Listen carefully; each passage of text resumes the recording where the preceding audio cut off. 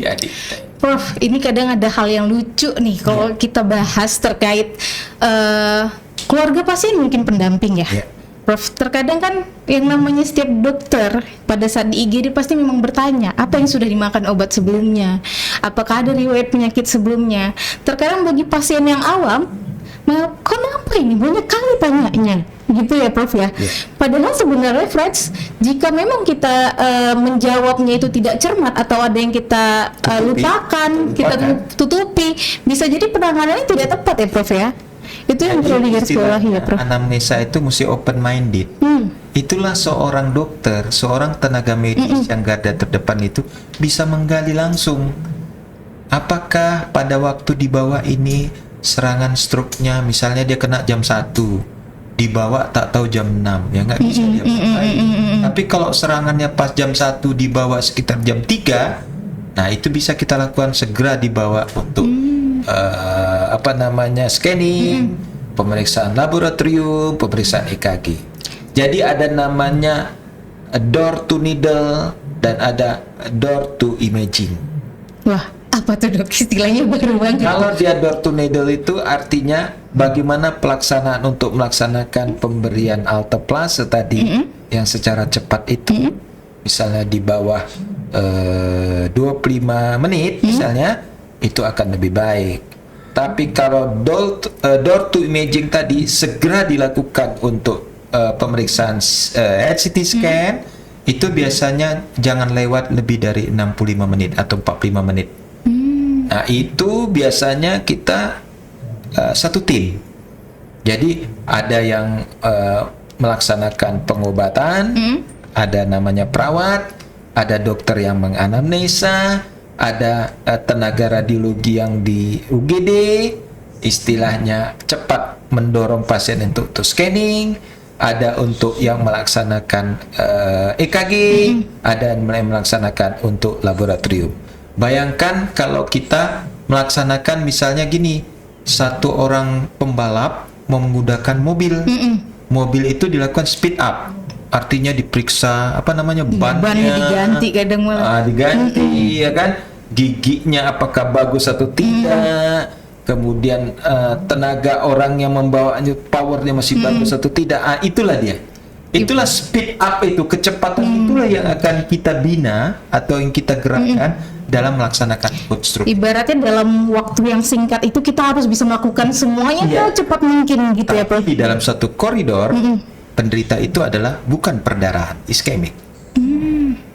Itu yang perlu diingat.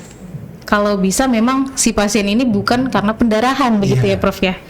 Kira-kira itu bisa disebut antisipasi lah ya Prof, dari hambatan-hambatan tadi ya Prof ya. Wah, ini sungguh menarik Prof. Untuk saya sendiri yang bekerja di dunia medis walaupun bukan orang medis, ini sebenarnya hal baru gitu ya Prof ya. Sebenarnya kerjasama tim. Kalau kerjasama timnya solid, hasil penanganan pasien stroke-nya akan lebih baik. Tapi kalau misalnya kita melaksanakannya membutuhkan waktu, waktu akan berjalan terus. Sehingga untuk melaksanakannya kita harus melihat dalam golden hour atau tidak, atau skala NIHSS-nya tambah jelek apa tidak, atau gula darahnya meningkat tajam, atau tensinya tinggi sekali.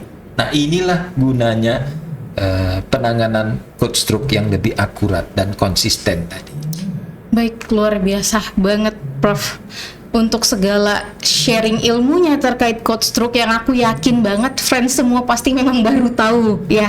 Kalau friends semua memang nggak bekerja di dalam dunia medis atau perawat atau mungkin ini memang hal-hal yang baru tahu gitu.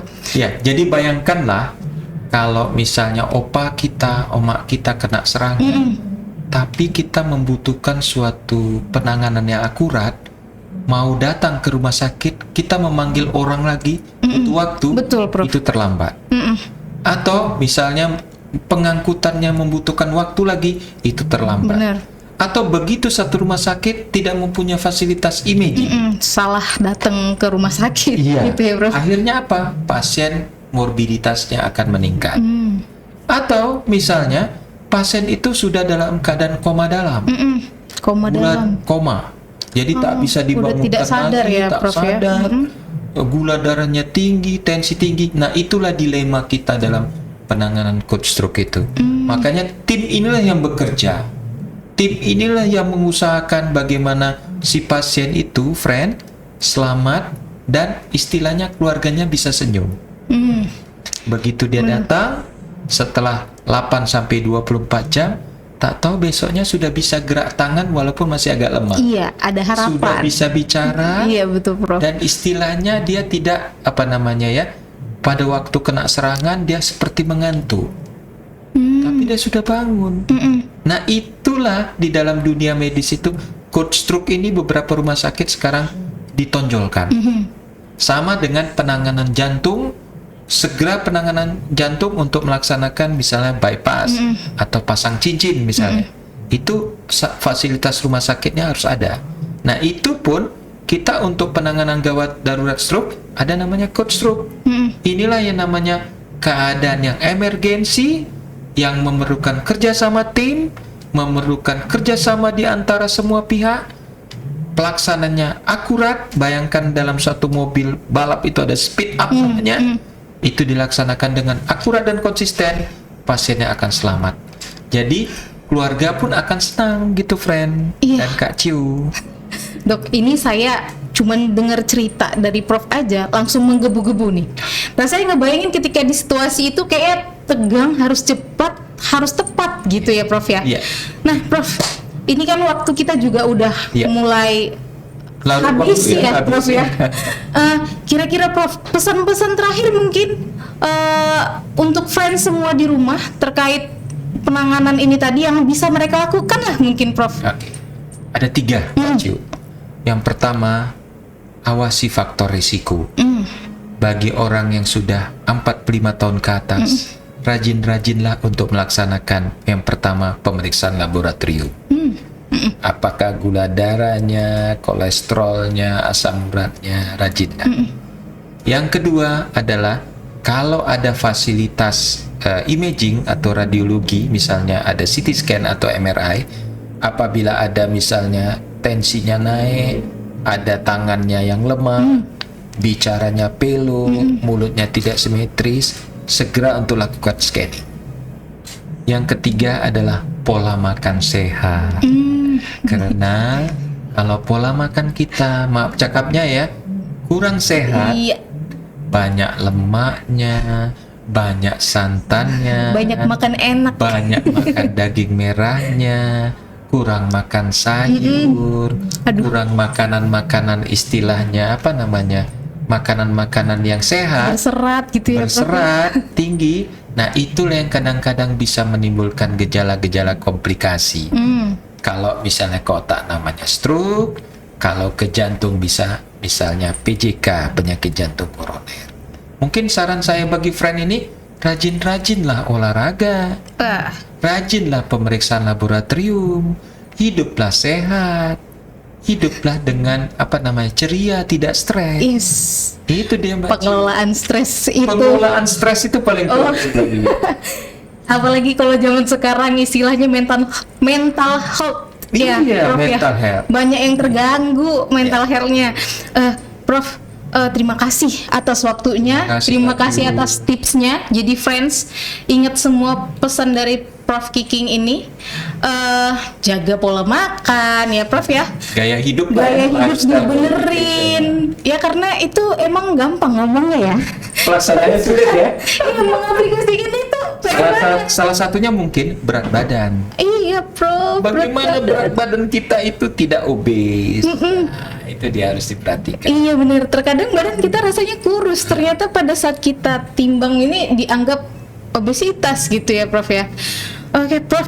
Terima kasih banyak atas waktunya. Sama-sama, friend. Mungkin nanti kita ketemu lagi, friend, sama Prof Kiking di episode selanjutnya, insya Allah ya, Prof ya. Di tengah kesibukan Prof yang luar biasa, namanya juga udah profesor, jadwalnya banyak. Kita sungguh sangat bersyukur dan berterima kasih banget, Prof udah mau singgah ke studio kita yang nggak seberapa ini. Dan friends, jangan lupa untuk segala informasi tentang cakap-cakap kesehatan atau informasi terkait neurologi gitu ya, dunia kesehatan yang lain gitu. Silakan gabung. Bisa SS di Studio. SS Studio. Nah, bisa juga follow Instagram kita di @ssstudio1924. Nah, selain itu kita juga bisa support kita juga di YouTube channel kita di @ssstudio podcast. Nah, jadi nanti fans juga bisa lihat segala perkembangan dari pembahasan kita, makin ke depan makin berat. Kita kasih yang ringan-ringan dulu di awal, tapi nanti ilmu fans semua pasti bertambah. Minimal untuk diri sendiri dan keluarga ya, Prof ya. Amin, amin. Nah, kalau gitu friends, kita pamit dulu. Terima kasih. Assalamualaikum warahmatullahi wabarakatuh. Waalaikumsalam.